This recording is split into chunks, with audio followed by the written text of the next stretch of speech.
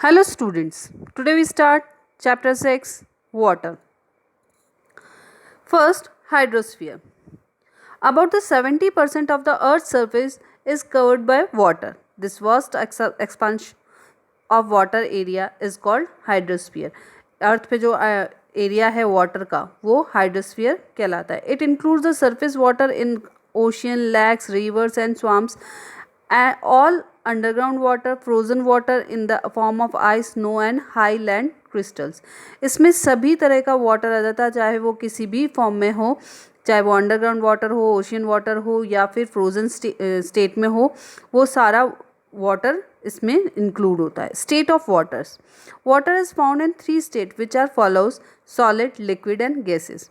Solid form में ice में, liquid form में हम ओशियन, लैक, रिवर इसमें देखते हैं, गैसेस फॉर्म में इवेपोरेशन के रूप में हम इसको देख सकते हैं. Greater part of the water on the earth is found in liquid state which is change into gases state, water vapour by evaporation, and the solid state by the sublimation. ज़्यादातर जो हम अर्थ पे पानी वाटर देखते हैं वो liquid state में देखते हैं, जो कि गैसेस फॉर्म में चेंज होता है वाटर वेपर के through by the evaporation, and the solid state में बनता है सब्लिमेशन के through. Water vapour is again converted into liquid form by the process of condensation. Water vapour फिर से लिक्विड फॉर्म में बनता है प्रोसेस ऑफ द कंडेंसेशन की फॉर्म से, वो वापस लिक्विड फॉर्म में बनता है, and direct to the ice by the sublimation. Hence in the process energy is either gain और लॉस्ट. इस सारे प्रोसेस में या तो एनर्जी गेन की जाती है या फिर लॉस्ट होती है. In evaporation water gains heat and as it changes from liquid to water vapour. Evaporation में वाटर जो है हीट गेन करता है और it change in from liquid to vapor. In condensation, the water too loses heat as it becomes a liquid. This heat gain and loss is known as latent heat. जो पानी का heat को लेना और छोड़ना जो कहा जाता है वो लेटेंट हीट के नाम से जाना जाता है. जब हीट गेन की जाती है और लॉस्ट होती है, कम होती है. हाइड्रोलॉजिकल साइकिल मतलब वाटर साइकिल जो हमने कई बार पढ़ा है. The process by the process of the condensation, precipitation, evaporation, ये जो सारा प्रोसेस चलता है वो वाटर साइकिल कहलाता है. Water is restless as it moves from place to place in one form और the another, such as solid form glacier and the gases form water vapor from the ocean. Water moves high up into the air, then it may rain on the land and over to the sea.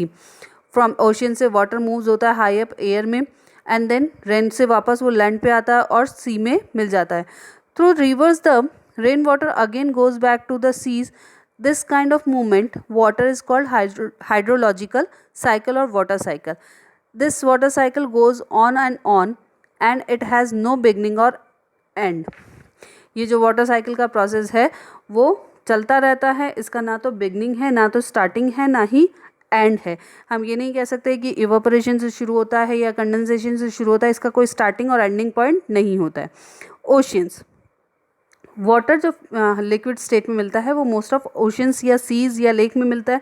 तो यहाँ हम oceans की बात करेंगे. इन जो all over the world है वहाँ हमारे वहाँ पर 5 तरह के ओशंस है, 5 ओशंस हैं. Have you ever walked on the sea shores? The wet and sand on the beach, the cool breeze, the sea birds, the smell of the salt in the air fascinated everyone. Ocean water moves continuously. There are actually large water bodies located around the continents. ये जो हैं वो actually क्या है, एक large water bodies हैं जो कि कॉन्टिनेंट के अराउंड होती हैं. The 5 oceans are follows. 5 ocean हैं जो हैं. Pacific Ocean. Pacific Ocean is the largest ocean. सबसे बड़ा ओशन जो है अर्थ का वो पैसिफिक ओशन है. It is the largest ocean on the earth. Its total area is larger than the area of all the continent combined. The Mariana Trench इसका deepest point है और अर्थ का भी deepest point है. More than 11,000 metre below the sea level. sea level से भी ये 11,000 metre deep में है. Is located off the coast of the Philippines in this ocean. Philippines के coast से थोड़ा दूर ओशन में ये सिचुएटेड है। सेकंड आता है Atlantic Ocean. It is an S shaped ocean situated between the 4 major continent. ये 4 कॉन्टिनेंट के बीच में है। एस का शेप इसका बनता है। North and south America on the one side, इसकी एक साइड में नॉर्थ एंड साउथ अमेरिका है, and Africa and Europe on the other, which make it a very busy ocean due to the numerous shipping routes passing through it। ये busy ocean कहलाता है क्योंकि यहाँ पर कई शिपिंग जो है जहाज़ के आने या जाने का रास्ता बना हुआ है, या यूँ कहें कि यहाँ से शिप के आने और जाने के इसमें से इस रूट से कई शिप्स आते और जाते हैं। The mid Atlantic range on the ocean floor that spread from north to south is a unique feature in it. Indian Ocean. It is the third largest and also the warmest ocean in the world। ये third largest है और warmest ocean है। तो अगर यहाँ हम देखें तो फर्स्ट क्वेश्चन बनता है कि which is the largest ocean, then answer is Pacific ocean. Which is the warmest ocean, then it is Indian ocean. It is border in the north by the Indian subcontinent, in the west by the Africa and in the east by Australia. The Sunda trench is the deepest point, या इसका deepest point कौन सा है, Sunda trench of this ocean. Antarctic और southern ocean, it surrounds the land mass of Antarctica and it's considered as a continuation of a Pacific Ocean. इसको Pacific Ocean का continuation भी कहा जाता है क्योंकि ये उससे मिला हुआ है। The Atlantic Ocean and the Indian Ocean. Arctic Ocean, it is the smallest ocean in the world. ये सबसे छोटा है। It spread around the North Pole with Europe, Asia and North America to its south. During winter this ocean is totally frozen. Winter में क्या है, ये पूरी तरीके से जम जाता है। But during summer the ice melt and large piece of ice break and form iceberg. और समर में इसकी आइस मेल्ट होती है और बड़े बड़े टुकड़ों में टूट जाती हैं और आइसबर्ग बनाती हैं।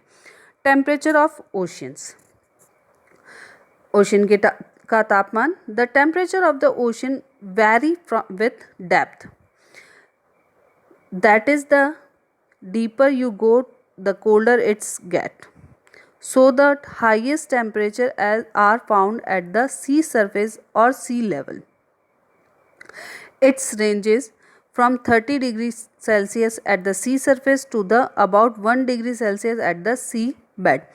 इसमें जो इसका जो तापमान है, जैसे जैसे डीप में जाते जाते हैं उस वैसे वैसे इसमें चेंजेस आते जाते हैं। जैसे जैसे हम डीप में जाएंगे वो उतना ही ठंडा होता जाएगा। सो हाईएस्ट टेम्परेचर जो हमको सी सरफेस में मिलता है वो 30 डिग्री सेंटीग्रेड या सेल्सियस मिलता है, और एट द सी सरफेस और 1 डिग्री सेल्सियस मिलता है सी बेड पे। The temperature also varies with the latitude. Temperature जो है वो लैटीट्यूड्स पे भी डिपेंड करता है। हमने देखा था कि इक्वेटर जैसे सीधी रेखा पड़ती है, तो जैसे जैसे हम उससे नीचे की तरफ जाते जाते हैं टेम्परेचर में चेंज आता जाता है। So the water is warmer is the equatorial region and become colder as it move polewards. In the low latitude the ocean have warm layer below which the temperature drops rapidly।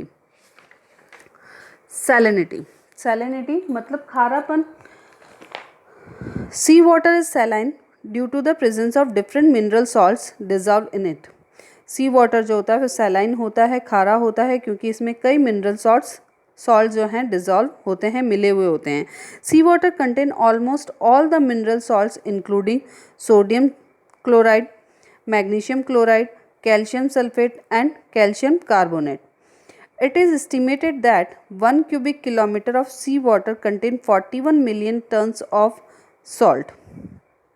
If the entire salt of the hydrosphere is uniformly spread on the earth's surface, it is form a 150 meter thick layer। अगर एक hydrosphere का जितना भी salt जो है उसको इकट्ठा करके पूरी अर्थ की सरफेस पर अगर फैलाया जाए तो ये 150 मीटर थिक लेयर बना लेता है।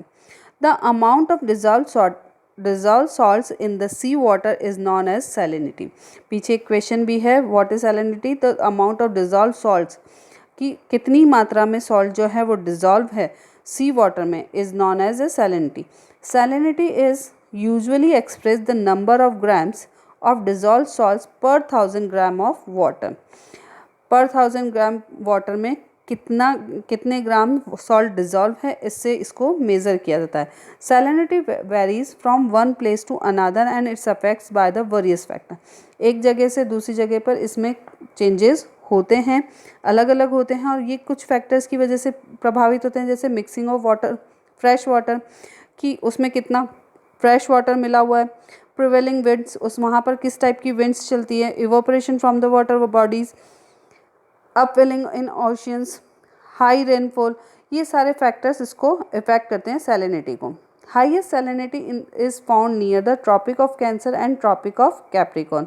ट्रॉपिक ऑफ कैंसर और ट्रॉपिक ऑफ कैप्रिकॉर्न के यहाँ पर हाईएस्ट सैलिनिटी होती है.